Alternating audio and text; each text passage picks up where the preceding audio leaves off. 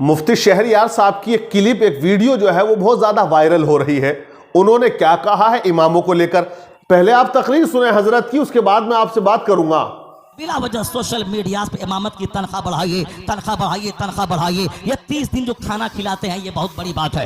ये जो गरीब लोग हैं 100-100 रुपये चंदा देके 5000 तनख्वाह देते हैं, बहुत बड़ी बात है। वरना इमामत करते हैं उसकी तनख्वाह की क्या जरूरत है, मगर मस्जिदों को चलाने के लिए वो तनख्वाह देते हैं। ये बेचारे खुद गरीब मजदूर मुफलिस किस्म के लोग हैं, 25,000 रुपये महाना कहाँ से ला के आपको दें। हजरत कह रहे हैं कि सोशल मीडिया पर बैठकर तनख्वाह बढ़ाओ की रट लगा रखी है, तो क्यों लगा रहे हैं इमाम लोग, बिला वजह तनख्वाह बढ़ाओ की रट लगा रहे हैं? क्योंकि मुफ्ती साहब तो एक प्रोग्राम का 30,000 लेते हैं। मुफ्ती साहब कभी रट नहीं लगाते क्योंकि कौम उनको देती है। मैंने 2018 या 17 में एक जलसा कराया था, उनमें हजरत को बुलाया था तो 20,000 उस वक्त दिया था।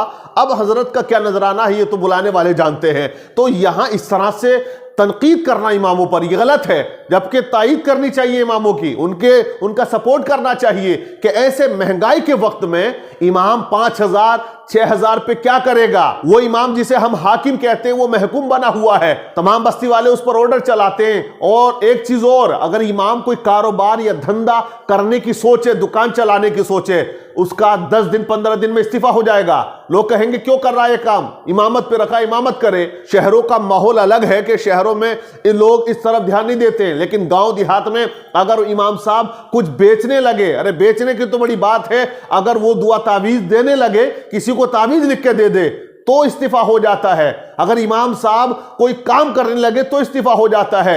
इमाम से मुक्तदियों को 6,000 रुपए देकर इतनी मोहब्बत होती है कि लैला को अपने मजनू से नहीं थी और मजनू को लैला से नहीं थी, क्योंकि लैला मजनू में इतना प्यार नहीं था कि अगर वो एक दूसरे को ना देखें तो उनके दिल में मोहब्बत रहती थी। लेकिन यहां मुक्तदियों की मोहब्बत का आलम यह है कि अगर लम्हा भर के लिए इमाम अपनी जगह से हट जाए, कमरे से गायब हो जाए, फोन पे फोन तलाश करते हैं ऐसे जैसे कि कोई खो गया हो, लोग पागल हो जाते हैं। एक वक्त की नमाज में इमाम गायब हो जाए तो ऐसा हाल हो जाता है कि मजनू का लैला के लिए नहीं हुआ, पागल हो जाते हैं। कहां चले गए इमाम, कहां चले गए इमाम, इनकी जुदाई हमसे बर्दाश्त नहीं है, या तो इन्हें भगाओ, इन्हें निकालो, दूसरी कोई लैला लेकर आओ। तो यह हाल आज के मुक्तदियों का। आप कह रहे हैं कि तनख्वाह बढ़ाने की बात क्यों करते हो? भैया क्या करेगा 5,000 6,000 में, आप में से बताएं।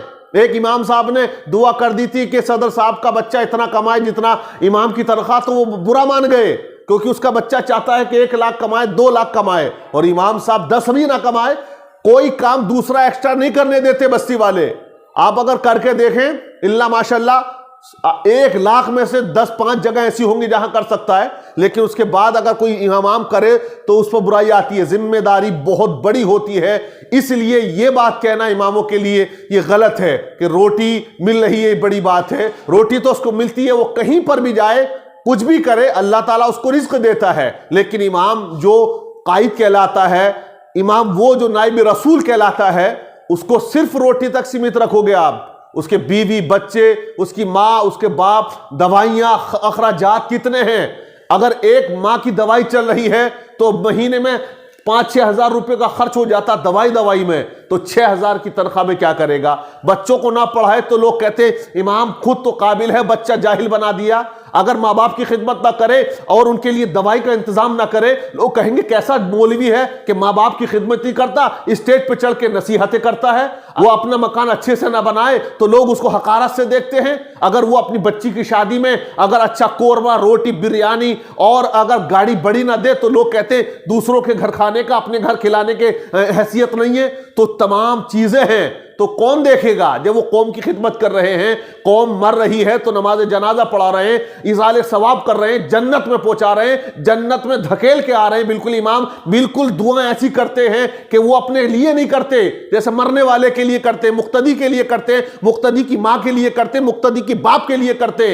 ऐसी दुआएं इमाम करता है, जन्नत के बागात अता कर, जन्नत की ज़ेबाई, जन्नत की आराइश उसका सगा बेटा नहीं करता बाप के लिए, जो इमाम कर रहा है। सर में दर्द है तो फूंक रहे हैं, फातिहा खानी घर घर जाके कर रहे हैं। और भी ऐसी बातें हैं कि इमाम खिदमत में लगा हुआ है। अगर किसी के घर मिलाद शरीफ प्रोग्राम है, अगर कहीं फातिहा खानी के मौके पर कोई जलसा रख दिया तो इमाम आखिर तक बैठता है, सलाम पढ़ के उठ के आता है। क्या मिलता है? 100 रुपये या 50 रुपये।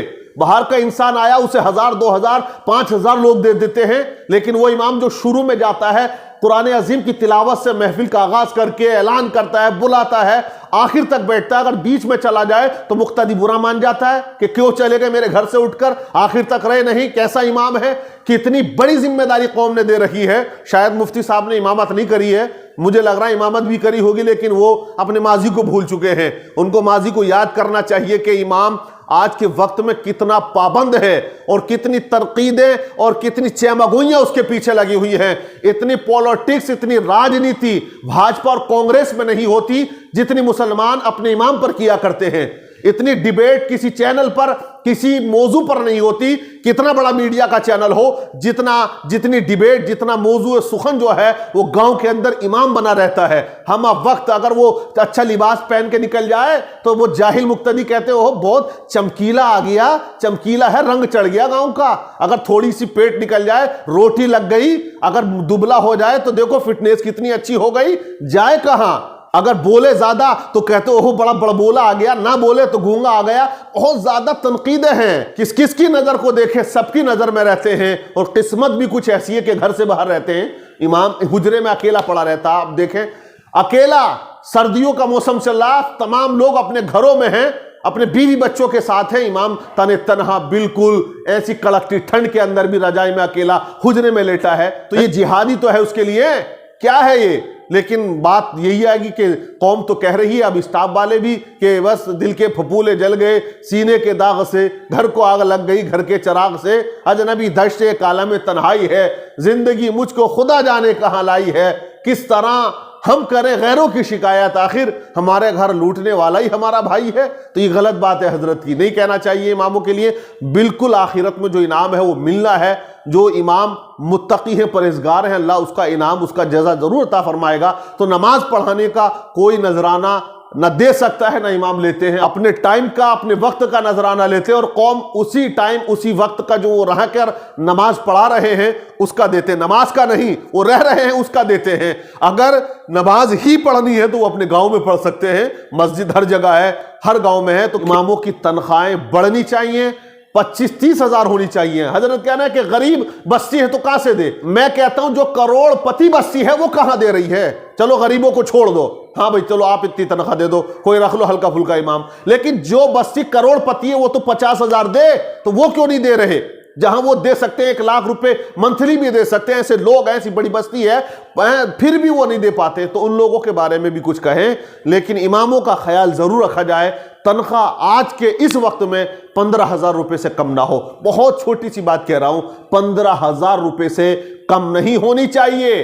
चिल्ला चिल्ला के तो लोग थक गए, बोल भी रहे हैं, लेकिन वो दिन पता नहीं कब आएगा जब इमाम साहब की तनख्वाह 15,000 या 20,000 बाज़ाब्ता तौर से हो जाएगी। अब आप लोग बता सकते हैं कितनी तनख्वाह हो, क्या राय है आपकी, और कोशिश करें, खाली राय ना दें, गांव गांव बस्ती बस्ती में ये एक जरूर मुहिम चलाए, और तमाम बस्ती वाले जो पावरफुल हैं वो इस बात को रखें कि इतनी हम देंगे। जो कुराफाती है उनका मुंह दबाने का काम करें, जो कि कुराफाती जो होता है, जो चंदा नहीं देता वही सबसे ज्यादा कुराफात करता है। जो चंदा नहीं देता, कंजूस होता है, वो ही कहता है इतनी मत दो। तो जो दिलदार लोग हैं वो कहे हम देंगे, तुझे देना हो तो दे, वरना मत दे, तो अल्लाह ताला उन्हें जरूर उसका अजर अता फरमाएगा।